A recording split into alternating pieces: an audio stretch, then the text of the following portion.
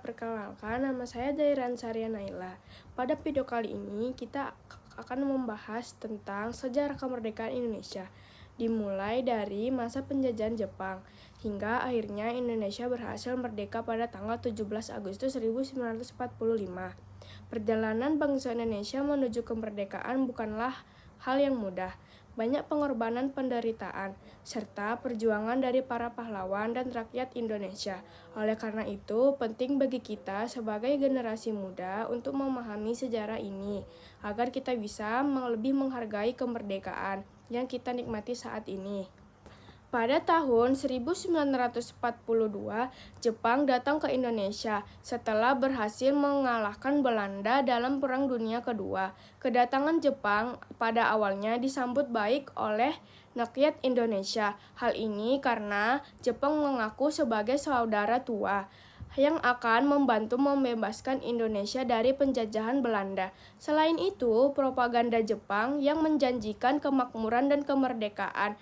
Hal ini membuat banyak rakyat Indonesia percaya dan berharap akan perubahan yang lebih baik. Namun, kenyataannya tidak sesuai harapan. Setelah Jepang berkuasa, mereka pun mulai mengatur kehidupan rakyat Indonesia secara ketat. Jepang memanfaatkan sumber daya alam Indonesia serta tenaga rakyat untuk memenuhi kepentingan perang mereka. Berbagai kebijakan diterapkan yang membuat kehidupan rakyat semakin sulit. Salah satu kebijakan yang paling menyengsarakan adalah Romusa, yaitu kerja paksa. Banyak rakyat Indonesia dipaksa untuk bekerja di berbagai proyek seperti pembangunan jalan, rel kereta api, hingga fasilitas militer Jepang. Mereka bekerja dalam kondisi yang sangat berat, kekurangan makanan, dan tanpa upah yang layak. Akibatnya banyak dari mereka yang jatuh sakit bahkan meninggal dunia. Selain itu, Jepang juga membatasi kebebasan rakyat dalam berbagai aspek kehidupan. Pendidikan diarahkan untuk kepentingan Jepang, media dikontrol secara ketat, dan masyarakat juga harus mengikuti aturan yang keras. Rakyat hidup dalam tekanan dan rasa takut. Meskipun begitu, ada juga dampak yang didapat secara tidak langsung, membantu perjuangan bangsa Indonesia. Jepang memberikan pelatihan militer kepada pemuda Indonesia. Hal ini membuat bangsa Indonesia menjadi lebih siap untuk meraih dan mempertahankan kemerdekaan.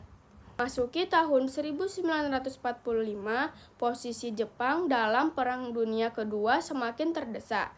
Untuk menarik simpati rakyat Indonesia, Jepang pun membentuk BPUPKI.